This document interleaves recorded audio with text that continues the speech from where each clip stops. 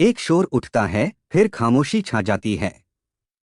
फिर खामोशी टूटती है और शोर उठता है। इस बार ये खामोशी कोलकाता में टूटी, शोर उठा। निर्भया से पहले और निर्भया के बाद यही तो होता रहा है। कोलकाता के एक सरकारी अस्पताल में एक जूनियर डॉक्टर को मार दिया जाता है। लेकिन बताने वाले अब तक यह नहीं बता पाए हैं कि डॉक्टर को मारने से पहले उसका जिस्म नोचा गया था या फिर मारने के बाद उसके साथ दरिंदगी की गई। सवाल बड़ा है और जवाब बहुत अहम। तो आइए जानते हैं सब कुछ विस्तार से इस वीडियो में। नमस्कार मेरे प्यारे भाइयों और बहनों, मैं विवेक कुमार। क्राइम की कहानी के नए एपिसोड में आप सभी लोगों का हार्दिक स्वागत है। कहानी में आगे बढ़ने से पहले कृपया क्राइम की कहानी चैनल को सब्सक्राइब कर बेल आइकन जरूर दबा लें ताकि मेरे हर वीडियो का नोटिफिकेशन आपको मिलता रहे। तो चलिए आज की कहानी शुरू करते हैं। पश्चिम बंगाल की राजधानी कोलकाता में अगस्त के 8 से 9 की दरमियानी रात करीब 3 बजे आरजी कर मेडिकल कॉलेज में एक महिला ट्रेनी डॉक्टर के साथ हुई दरिंदगी की इस घटना ने पूरे देश को शर्मसार कर दिया है। नाइट शिफ्ट में काम कर रही डॉक्टर के साथ हुई इस हैवानियत ने एक बार फिर से दिल्ली के निर्भया कांड की याद दिला दी है। हालांकि पुलिस ने एक आरोपी को अरेस्ट करके खुलासा किया है कि हमने इस केस को सुलझा लिया है। लेकिन आपको क्या लगता है, क्या एक अकेला व्यक्ति उस बच्ची के साथ ऐसी खौफनाक दरिंदगी कर सकता था या फिर इसमें किसी और व्यक्ति का भी हाथ हो सकता है? दरअसल बहुत मेहनत और लगन के बाद कुछ लड़के और लड़कियां नीट का एग्जाम क्वालिफाई करके आरजी कर मेडिकल कॉलेज में जूनियर डॉक्टर के तौर पर डॉक्टरी की ट्रेनिंग के लिए आते हैं। इसी कॉलेज में एक ऐसी लड़की थी जिसने बड़ी मेहनत से पढ़ाई की थी, क्योंकि उसके माँ बाप का सपना था कि उनकी इकलौती बेटी पढ़ लिखकर डॉक्टर बने। बेटी का सपना यह था कि वह अपने माँ बाप के सपने को पूरा करें और उन्हें इस गरीबी की दलदल से बाहर निकाले। उस लड़की के गरीब पिता कोलकाता से दूर नॉर्थ 24 परगना में रहते थे। उनके परिवार में केवल 3 लोग थे, जूनियर डॉक्टर, लड़की, उसकी माँ और उसके पिता। उसके पिता अपना घर चलाने और अपनी बेटी को पढ़ाने के लिए बच्चों की स्कूल यूनिफॉर्म बेचा करते थे। उन्हीं यूनिफॉर्म को बेचकर वह अपना घर चलाते और अपनी बेटी को पढ़ा रहे थे। उनकी बेटी ने भी धीरे धीरे एमबीबीएस की पढ़ाई पूरी कर ली थी। एमबीबीएस करने के बाद अब वह आरजी कर मेडिकल कॉलेज में पीजी की सेकंड ईयर की स्टूडेंट थी। अब उसके सामने उसका खूबसूरत करियर था, यानी उसके माँ बाप बचपन से जो सपना देख रहे थे वह अब पूरा होने ही वाला था। उनकी बेटी डॉक्टर बनने वाली थी और उनके घर के हालात बदलने वाले थे। लेकिन अचानक 9 अगस्त की सुबह उनके सारे सपने टूटकर बिखर गए। जिस बेटी से उन्होंने 8 अगस्त की रात फोन पर बात किया, उसी बेटी की मौत की खबर सुबह उनके परिवार को मिली। माँ बाप रात को बेटी से बात करके तसल्ली से सो गए थे, लेकिन अगली सुबह इतनी भयावह होगी यह उन्होंने कभी सपने में भी नहीं सोचा था। दरअसल trainee doctor Moumita Debnath RG Kar medical college में नाइट ड्यूटी कर रही थी। वह पिछले कई दिनों से नाइट शिफ्ट पर थी। उसकी ड्यूटी करीब 10 बजे के आसपास शुरू हो जाती थी और जब सुबह को उसकी शिफ्ट खत्म हो जाती तो मोमिता हॉस्पिटल से सीधे अपने घर चली जाती थी, क्योंकि यह हॉस्पिटल लाल बाजार इलाके में था। इसलिए 8 अगस्त 2024 को भी हर रोज की तरह वह अपने घर से हॉस्पिटल जाने के लिए निकली थी। हॉस्पिटल पहुंचने के बाद जो पेशेंट उसके अंडर में थे उसने उन मरीजों को देखा, यानी उन्हें अटेंड किया। इस काम में उसे रात के करीब 2 बज गए थे। उस समय हॉस्पिटल में मरीजों और उनके साथ आने वाले लोगों की भीड़ थोड़ी कम होने लगी थी। हॉस्पिटल में सन्नाटा छाने लगा क्योंकि उस समय मरीज भी कम होने लगे थे। इसलिए ट्रेनी डॉक्टर मोमिता को भी थोड़ा फुर्सत का समय मिला, तो उस जूनियर डॉक्टर ने अपने 4 और जूनियर डॉक्टरों के साथ बैठकर हॉस्पिटल की कैंटीन में रात का खाना खाया। उस समय रात के 2 बज रहे थे। खाना खाने के बाद अक्सर इमरजेंसी वार्ड की ड्यूटी से जब डॉक्टर या मेडिकल स्टाफ तक जाते थे तो वह हॉस्पिटल के सेमिनार हॉल में आराम करने के लिए चले जाते थे। हालांकि उस सेमिनार हॉल में करीब 25 से 30 लोगों के बैठने के लिए वहां कुर्सियां भी लगाई गई हैं।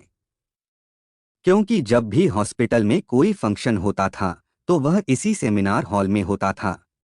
यह सेमिनार हॉल चौथी मंजिल पर बनाया गया है, लेकिन अजीब बात यह है कि इतने बड़े और प्रसिद्ध आरजीकर मेडिकल कॉलेज में स्टाफ के आराम करने के लिए कोई भी कमरा, कोई भी रूम नहीं बनाया गया है, जिस कारण जो मेडिकल स्टाफ नाइट शिफ्ट में ड्यूटी पर होते हैं, जब वह लोग काम से थक जाते हैं तो जूनियर डॉक्टर और बाकी स्टाफ के लोग भी उसी चौथी मंजिल पर सेमिनार हॉल में आराम करने चले जाते थे और वहां पर बैठकर मेडिकल स्टाफ के लोग थोड़ी देर आराम कर लेते थे और फिर थोड़ी देर बाद अपनी ड्यूटी पर चले जाते थे। इसी तरह यह जूनियर डॉक्टर यानी मोमिता देवनाथ भी रात का खाना खाने के बाद अपने डॉक्टर साथियों को गुड नाइट कहकर करीब 2 बजे के दरमियान यानी 2-3 बजे के आसपास चौथी मंजिल पर बने उस सेमिनार हॉल में जाती है और वहां जाकर मोमिता सोचती है कि वह थोड़ी देर आराम करेगी और फिर उसके बाद अपनी बाकी शिफ्ट को पूरा करेगी। लेकिन उस जूनियर डॉक्टर के सेमिनार हॉल में जाने के बाद सुबह तक उसके बारे में किसी को कुछ भी पता नहीं चलता है। उधर उसके साथ नाइट शिफ्ट में काम करने वाले दोस्तों को भी लगा कि शायद मोमिता अपने घर चली गई है, इसलिए वह लोग भी अपनी अपनी ड्यूटी में बिजी हो जाते हैं। इसके बाद धीरे धीरे रात गुजर गई और फिर अगली सुबह हो गई थी, यानी रात 3 बजे से लेकर सुबह के करीब 8:30 तक भी उस हॉस्पिटल का माहौल बिल्कुल शांत और नॉर्मल था। लेकिन जब 8:30 बजे हॉस्पिटल का एक स्टाफ उसी सेमिनार हॉल का दरवाज़ा खोलकर अंदर जाता है और जैसे ही वह अंदर जाता है तो उसके मुंह से चीख निकल जाती है, क्योंकि वहां पर उसने देखा कि सामने फर्श पर एक गद्दा पड़ा है और उस गद्दे पर एक लड़की पड़ी हुई है। इसके बाद वह उस लड़की के थोड़ा और करीब जाता है। उसने देखा कि उसके चारों तरफ खून ही खून फैला हुआ है। इसके बाद वह व्यक्ति बदहवास हालत में चीखता हुआ उस सेमिनार हॉल से बाहर की ओर भागता है। उसकी चीखें सुनकर स्टाफ के कुछ लोग भी वहां पर पहुंच जाते हैं और फिर देखते ही देखते कुछ ही देर में हॉस्पिटल के तमाम डॉक्टर, जूनियर डॉक्टर, सभी लोग वहां पर इकट्ठा हो गए और फिर जो कुछ उन्होंने अपनी आंखों से देखा उसे देखकर उनकी भी चीख निकल गई थी, क्योंकि वहां पर lady junior doctor Moumita Debnath लहूलुहान पड़ी थी। उसके जिस्म पर ऊपर के कुछ कपड़े तो थे, लेकिन नीचे के कपड़े बिल्कुल भी नहीं थे, यानी वह अर्धनग्न अवस्था में थी। उसके पूरे शरीर पर यानी चेहरे से लेकर पैरों तक शायद ही कोई ऐसी जगह हो जहां पर जख्म का कोई निशान नहीं था। उसकी दोनों आंखों और चेहरे से खून रिस रहा था, पूरी बॉडी से खून रिस रहा था। इसके बाद आनन फान में उस जूनियर डॉक्टर की लाश को कपड़ों से ढक दिया गया। हालांकि आमतौर पर ऐसे जख्मों को या फिर ऐसी लाश को हॉस्पिटल ले जाया जाता है, लेकिन डॉक्टर मोमिता देवनाथ तो हॉस्पिटल में ही पड़ी थी और वहां पर मौजूद डॉक्टरों को उसी समय यह पता चल गया था कि अब उसकी सांसें थम चुकी हैं और वह मर चुकी है। इसके बाद ट्रेनी डॉक्टर मोमिता की लाश को मुर्दा घर ले जाया गया, क्योंकि उस लाश की शिनाख्त पीजी सेकंड ईयर की स्टूडेंट के रूप में हो चुकी थी। इसलिए जूनियर डॉक्टर ममिता देवनाथ के घर वालों को भी इस घटना की सूचना दे दी गई। सूचना मिलते ही ट्रेनी डॉक्टर के घर में कोहराम मच गया और फिर कुछ देर बाद उसके घर वाले भी हॉस्पिटल पहुंच गए। घर वालों के हॉस्पिटल पहुंचने के बाद हॉस्पिटल में मौजूद चेस्ट मेडिसिन डिपार्टमेंट के सहायक सुपरिटेंडेंट ने उनसे कहा कि आपकी बेटी ने खुद को खत्म कर लिया है। लेकिन ट्रेनी डॉक्टर के माता पिता ने जो बताया है उससे तो इस पूरे मामले में कहीं ना कहीं साजिश की बू आने लगी है। ट्रेनी डॉक्टर के पिता की मां ने तो सुबह के समय जब वह अपनी बेटी को देखने गए थे तो उन्होंने देखा था कि उनकी बेटी के चेहरे से खून टपक रहा था, उसका चश्मा भी बुरी तरह से टूटा हुआ था। और जब उन्होंने बेटी की लाश के ऊपर पड़े कपड़े को थोड़ा सा हटाया तो उन्हें उसकी कमर से नीचे कपड़े नहीं दिखे थे। लेकिन उस बेटी के साथ इतना कुछ हो जाने के बाद भी उसी हॉस्पिटल के चेस्ट मेडिसिन डिपार्टमेंट का सहायक सुपरिटेंडेंट कहता है कि जूनियर डॉक्टर मोमिता देवनाथ ने खुद को खत्म कर लिया है। यानी एक लड़की जिसके जिस्म पर कोई कपड़ा नहीं है, उसका शरीर सिर से लेकर पैर तक जख्मी है, भला कोई ऐसे भी अपनी जान देता है। खैर, जब यह तमाम बातें चल ही रही थी तो थोड़ी देर के अंदर ही इस घटना की खबर पूरे हॉस्पिटल के तमाम जूनियर डॉक्टरों तक पहुंच गई। और जिन लोगों ने भी उस ट्रेनी डॉक्टर की लाश देखी उन्होंने पहली ही नज़र में अंदाजा लगा लिया था कि यह सिर्फ कत्ल ही नहीं है, बल्कि उसके साथ जबरदस्ती हैवानियत भी की गई है। इसी वजह से सभी जूनियर डॉक्टरों में गम और गुस्से का माहौल पैदा हो गया था, क्योंकि यह दरिंदगी एक सरकारी हॉस्पिटल के अंदर एक जूनियर डॉक्टर के साथ की गई थी।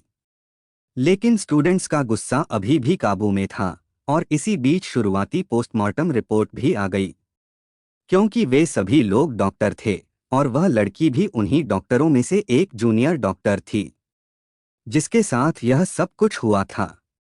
शुरुआती पोस्टमार्टम रिपोर्ट से ही उन सबको पता चल गया था कि उस ट्रेनी डॉक्टर के साथ क्या कुछ हुआ है और किस तरह से दरिंदगी की गई है। पोस्टमार्टम रिपोर्ट के मुताबिक उसकी दोनों आंखों से खून रिस रहा था, उसके मुंह से भी खून बह रहा था, उस ट्रेनी डॉक्टर के प्राइवेट पार्ट से भी खून बह रहा था, उसका पेट बुरी तरह से जख्मी था, उसका बायां पैर टूटा हुआ था, उसकी गर्दन भी टूटी हुई थी, दाहिना हाथ टूटा हुआ था, उसकी रिंग फिंगर भी टूटी हुई थी, होंठ जख्मी थे और होंठ से भी खून रिस रहा था। उसके जिस्म पर कई जगह दांतों से भी काटा गया था, यानी उस मासूम बच्ची के शरीर को बहुत ही बेदर्दी से नोचा गया था।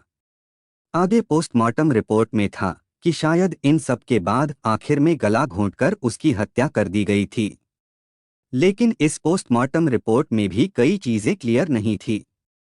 जैसे कि यह तो क्लियर किया गया था कि डॉक्टर मोमिता के साथ जबरदस्ती हुई है, लेकिन यह क्लियर नहीं किया गया था कि उसके साथ जबरदस्ती मौत से पहले हुई थी या उसकी मौत के बाद हुई थी, यानी यह हैवानियत जूनियर डॉक्टर के साथ जिंदा रहते हुए की गई थी या फिर उसकी लाश के साथ की गई थी। खैर, जब यह भयानक पोस्टमार्टम रिपोर्ट डॉक्टरों के सामने आई तो डॉक्टरों का गुस्सा बर्दाश्त से बाहर हो गया। फिर देखते ही देखते पूरे आरजी कर कॉलेज के डॉक्टरों ने हड़ताल कर दिया। उन सब ने काम करना बंद कर दिया। उन सभी जूनियर डॉक्टरों का कहना था कि अगर सरकारी हॉस्पिटल में भी वे लोग सुरक्षित नहीं हैं तो फिर कहाँ सुरक्षित रहेंगे। इसके बाद धरना प्रदर्शन शुरू हो गया और फिर पुलिस के ऊपर भी दबाव बनाया जाने लगा था।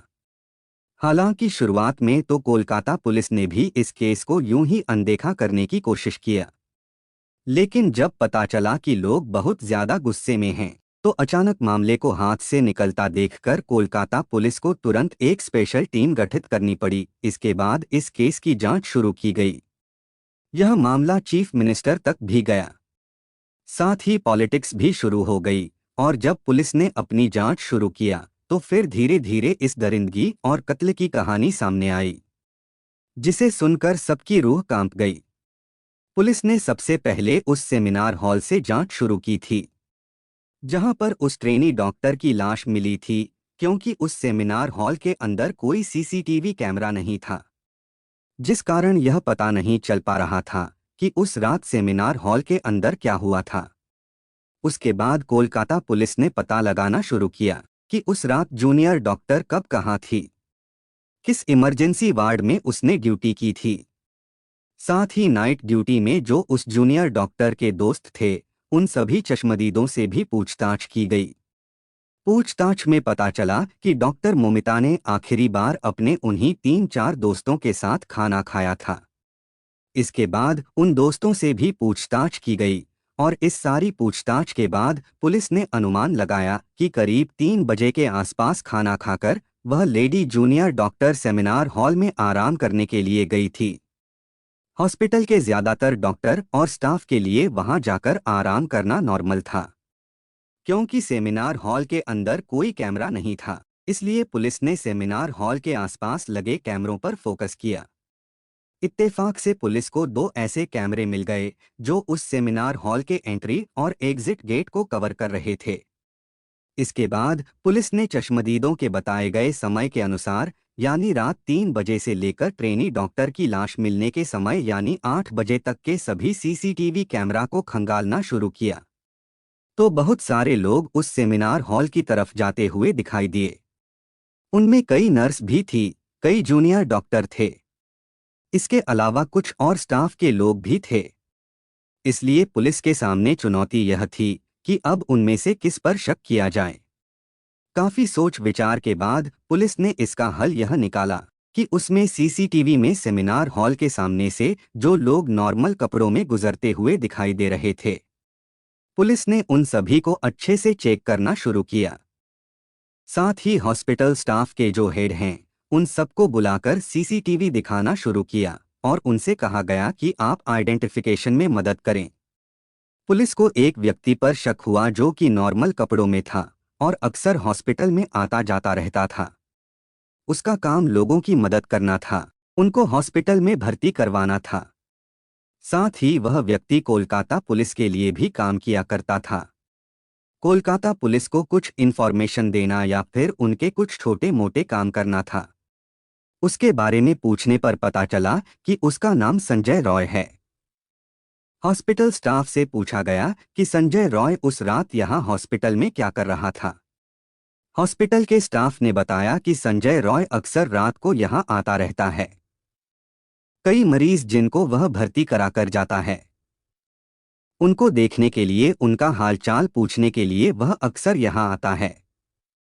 अभी वे लोग इस बारे में बात कर ही रहे थे कि तभी अचानक एक पुलिस ऑफिसर की नज़र संजय रॉय के गले पर पड़ी। दरअसल जब घटनास्थल की जांच की गई थी तो उस समय मौका ए वारदात से जूनियर डॉक्टर की लाश के पास से पुलिस को उसका लैपटॉप और मोबाइल फोन के अलावा उस जगह पर एक नेकबैंड ब्लूटूथ ईयरफोन मिला था, जो कि मोबाइल के ब्लूटूथ डिवाइस से कनेक्ट होता है। पहले तो पुलिस को लगा कि शायद जूनियर डॉक्टर का ही है, क्योंकि उसका मोबाइल भी वहीं पर पड़ा था। लेकिन जब उसे ब्लूटूथ से कनेक्ट करने की कोशिश की गई तो वह जूनियर डॉक्टर के फ़ोन से कनेक्ट नहीं हुआ। हालांकि उस दौरान भी पुलिस ने बहुत सारे लोगों के फ़ोन से उस नेक बैंड ब्लूटूथ को कनेक्ट करने की कोशिश की थी, लेकिन उस समय वह किसी भी फ़ोन से कनेक्ट नहीं हुआ था। लेकिन अब सीसीटीवी फुटेज में अचानक पुलिस की नज़र संजय रॉय पर पड़ गई थी, जो करीब 3:20 के आसपास से सेमिनार हॉल की तरफ जाता हुआ दिखाई दे रहा था और उसके चलने से लग रहा था कि वह लड़खड़ा रहा है, शायद वह नशे में था। लेकिन सबसे बड़ी चीज जिस पर पुलिस की नज़र पड़ी वह यह थी कि जब वह वहां से गुजर रहा था तो तब उसके गले में नेक बैंड ब्लूटूथ नजर आ रहा था। लेकिन जब वह सेमिनार हॉल से बाहर निकल रहा था तो तब उसके गले में ब्लूटूथ नहीं था। लेकिन ठीक उसी तरह का एक नेक बैंड ब्लूटूथ पुलिस ने उस महिला डॉक्टर की लाश के पास से बरामद किया था और चेक करने पर पता चला था कि वह ब्लूटूथ डॉक्टर का नहीं था। इससे यह तो साफ हो गया था कि जिस व्यक्ति का भी वह ब्लूटूथ है, कातिल भी वही है। इसके बाद सीसीटीवी कैमरा के आधार पर जितने भी लोगों को चिन्हित किया गया था, पुलिस ने उन सब के फोन को उस ब्लूटूथ से कनेक्ट करने की कोशिश किया, लेकिन फिर भी कोई सफलता नहीं मिली। अब जब संजय रॉय का चेहरा सामने आया था तो हॉस्पिटल के स्टाफ ने बताया कि वह अक्सर यहां आता जाता रहता है। इसके बाद कोलकाता पुलिस तुरंत संजय रॉय को अरेस्ट कर लेती है। संजय उस समय भी नशे में था और जब पुलिस उससे पूछताछ कर रही थी, उससे सवाल कुछ पूछा जा रहा था और वह जवाब कुछ और दे रहा था। लेकिन पुलिस को जो ब्लूटूथ घटनास्थल से मिला था, एक पुलिस वाला उस ब्लूटूथ को संजय के मोबाइल से कनेक्ट करने की कोशिश करता है तो वह ब्लूटूथ संजय के मोबाइल फोन से तुरंत कनेक्ट हो जाता है। इसके बाद जब उसका नशा उतरता है तो पुलिस उससे पूछताछ करती है। साथ ही उसके मोबाइल को भी चेक किया जाता है और यह पता लगाया जाता है कि 8 और 9 अगस्त को वह कहां गया था। पुलिस उसके पूरे डाटा को खंगालती है और फिर पुलिस यह खुलासा करती है कि उस जूनियर डॉक्टर का कातिल कोई और नहीं बल्कि यही संजय रॉय है। पुलिस के मुताबिक 8 अगस्त की रात को संजय हॉस्पिटल में पहुंचता है। इसके बाद वह हॉस्पिटल के पीछे एक सुनसान जगह पर बैठकर देर रात तक शराब पीता है और फिर हॉस्पिटल में इधर उधर घूमता रहता है। पुलिस का मानना था कि संजय सीसीटीवी कैमरे में उस तरफ जाता हुआ दिखाई दे रहा था जिस तरफ से सेमिनार हॉल है, और फिर करीब 40 मिनट बाद वहां से निकलता हुआ भी दिखाई देता है। इसका मतलब यह था कि उस रात जो कुछ भी हुआ था वह उस 40 मिनट में हुआ था, और वह ब्लूटूथ आरोपी को पकड़ने के लिए पुलिस के पास सबसे बड़ा सबूत था, क्योंकि वह ब्लूटूथ घटना स्थल से मिला था।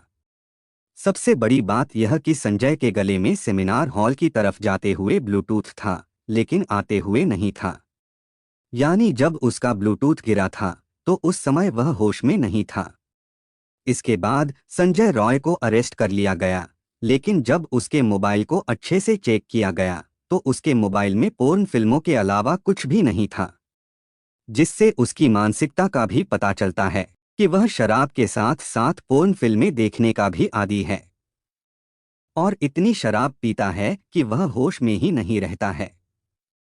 इसके बाद जब उसके फैमिली बैकग्राउंड को खंगाला गया तो पता चला कि उसकी माँ है, लेकिन वह अपनी माँ का भी ख्याल नहीं रखता है। उसकी एक बहन भी है, लेकिन बहन उसकी बुरी आदतों की वजह से उससे कोई वास्ता नहीं रखती है। संजय रॉय ने 4 शादियां की हैं, जिनमें से 3 पत्नियां उसकी बुरी आदतों और हरकतों की वजह से उसे छोड़कर भाग गई, जबकि चौथी पत्नी की किसी बीमारी के चलते 1 साल पहले मौत हो गई थी। बहुत से लोग और रिश्तेदार तो यही समझते थे कि वह पुलिस में नौकरी करता है, क्योंकि उसने सबको यही बता रखा था कि वह पुलिस डिपार्टमेंट में है, जबकि वह पुलिस के लिए एक तरह से मुखबिर का काम किया करता था।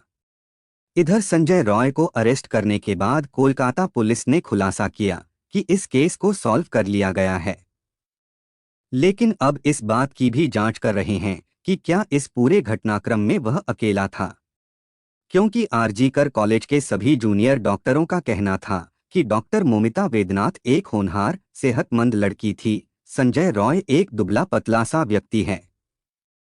सबसे बड़ी चीज जो इस बात की तरफ इशारा करती है कि इस दरिंदगी में संजय अकेला नहीं था, बल्कि उसके साथ और भी कई लोग रहे होंगे, क्योंकि उस समय संजय नशे में धुत था, उससे तो ठीक से चला भी नहीं जा रहा था। तो क्या ऐसे में अकेले ही उसने ट्रेनी डॉक्टर पर काबू पा लिया था? और जब यही सवाल पुलिस से पूछा गया कि क्या एक अकेला व्यक्ति उस जूनियर डॉक्टर पर काबू पा सकता था, तो पुलिस ने इसका जवाब देते हुए कहा कि हो सकता है संजय ने सेमिनार हॉल में जाकर जूनियर डॉक्टर के साथ जबरदस्ती करने की कोशिश की हो, लेकिन जब उस जूनियर डॉक्टर ने उसका विरोध किया होगा तो फिर संजय ने उसको किसी भारी चीज से मारा होगा, जिससे वह बेहोश हो गई। पुलिस का कहना था कि हो सकता है उसी समय उस जूनियर डॉक्टर की सांसें थम चुकी हो, यानी उसकी मौत उसी समय हो चुकी थी, और डॉक्टर की मौत के बाद ही संजय ने उसके साथ दरिंदगी की हो, क्योंकि सारी चीजों को देखते हुए उसके साथ जबरदस्ती करना संजय के लिए पॉसिबल नहीं था। या फिर दूसरी थ्योरी यह है कि इसमें एक से ज्यादा लोग शामिल थे, लेकिन अब सवाल यह है कि अगर एक से ज्यादा लोग शामिल थे तो फिर वे कौन लोग थे? क्या वे हॉस्पिटल के स्टाफी थे, या कोई और था, या फिर उस डॉक्टर के अपने दोस्त ही थे, या संजय की तरह ही कई शराबी लोग थे? लेकिन अभी यह सारी चीजें चल ही रही थी कि तभी अचानक सोशल मीडिया पर एक ऑडियो क्लिप वायरल हो जाता है, जिसमें इस घटना के पीछे किसी बड़े पॉलिटिकल कनेक्शन की बात की गई है। साथ ही इस बातचीत ने कोलकाता पुलिस और उसकी जांच पर भी गंभीर सवाल खड़े कर दिए हैं। हालांकि यह ऑडियो क्लिप बंगाली भाषा में है। 8 और 9 अगस्त की दरमियानी रात को कोलकाता के सरकारी हॉस्पिटल में महिला ट्रेनी डॉक्टर के साथ हुई इस हैवानियत के आरोपी को पुलिस ने चुस्ती फुर्ती दिखाते हुए मात्र 24 घंटों के अंदर अरेस्ट भी कर लिया था। लेकिन अब सवाल यह है कि आखिर आरोपी के पकड़े जाने के बाद भी सभी ट्रेनी डॉक्टर इंसाफ की मांग पर क्यों डटे हुए हैं? क्यों आरोपी के पकड़े जाने के बाद भी डॉक्टरों का गुस्सा शांत नहीं हो रहा है? और क्यों आरोपी के पकड़े जाने के बाद भी सीबीआई जांच की मांग की जा रही है? क्यों पश्चिम बंगाल की सीएम ममता बनर्जी को अपनी ही पुलिस को डेडलाइन देनी पड़ी है? इतना ही नहीं, इसके बाद टीएमसी के नेता कुणाल घोष ने भी अपने सोशल मीडिया प्लेटफॉर्म से एक और ऑडियो क्लिप जारी करके सनसनी मचा दी है। ऑडियो क्लिप को जारी करते हुए कुणाल घोष ने लिखा है कि यह फोन कॉल भी जांच के दायरे में आनी चाहिए, क्योंकि इस ऑडियो क्लिप में 2 लोगों की बातचीत है और इस पूरी कन्वर्सेशन में ट्रेनी महिला डॉक्टर की जांच पर बेहद ही गंभीर आरोप और सवाल खड़े किए गए हैं।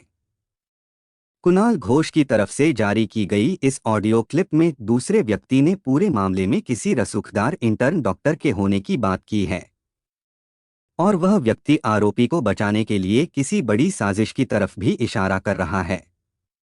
कुणाल घोष ने इस ऑडियो क्लिप को जांच में शामिल करने की मांग की है, लेकिन साथ ही इस ऑडियो क्लिप ने पुलिस की जांच और कार्रवाई पर भी कई सवाल खड़े कर दिए हैं और यही वजह है कि अपनी साथी डॉक्टर के साथ हुई इस दरिंदगी को लेकर आज कोलकाता सहित पूरे देश के भावी डॉक्टर्स सड़कों पर उतर आए हैं।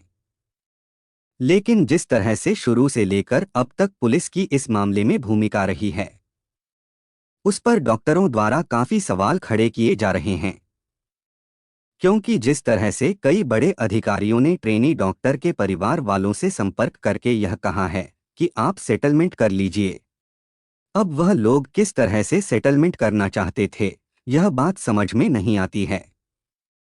खैर, इसके बाद जूनियर डॉक्टर के परिवार वालों ने सीबीआई जांच की मांग को लेकर हाई कोर्ट में याचिका दायर किया। इसके बाद यह मामला हाई कोर्ट में पहुंचता है। हाई कोर्ट ने भी इस मामले को बड़ी ही गंभीरता से लिया, क्योंकि अब पुलिस पर हाई कोर्ट को भरोसा नहीं है और न ही ट्रेनी डॉक्टर के परिवार वालों को भरोसा है और कहीं ना कहीं पूरे देश को भी पुलिस पर भरोसा नहीं है। इसलिए कोलकाता पुलिस ने 14 अगस्त को ही यह केस सीबीआई को सौंप दिया था। यानी अब इस केस में आगे की जांच सीबीआई कर रही है। वहीं बात अगर सीबीआई की करें तो सीबीआई ने भी इससे पहले बहुत सारे मामलों में जांच पड़ताल की है, लेकिन सीबीआई द्वारा भी किसी मामले का इतनी आसानी और इतनी जल्दी से खुलासा नहीं हो पाता है। खैर, अभी यह मामला चल रहा है, लेकिन अब सवाल यह है कि क्या सीबीआई इस मामले की जांच इतनी जल्दी कर पाएगी या नहीं कर पाएगी, या फिर यह मामला यूं ही सुशांत सिंह राजपूत केस की तरह ठंडे बस्ते में डाल दिया जाएगा। दोस्तों, इस घटना को सुनाने का उद्देश्य किसी का दिल दुखाना नहीं है, किसी को परेशान करना नहीं, बल्कि आपको जागरूक करना है, आपको सचेत करना है। दोस्तों, इस पूरी घटना के बारे में आपकी क्या राय है, कमेंट बॉक्स में ज़रूर बताएं और अगर हमारी मेहनत पसंद आई हो तो इस वीडियो को लाइक करते हुए शेयर भी करें। कहानी को लास्ट तक सुनने के लिए आपका धन्यवाद। इस कहानी के बारे में अपनी राय कमेंट करके ज़रूर बताइएगा और ऐसी ही अपराध की सच्ची कहानियों के लिए हमारे चैनल क्राइम की कहानी को सब्सक्राइब कर लीजिए। कहानी को लाइक और शेयर ज़रूर करें। धन्यवाद।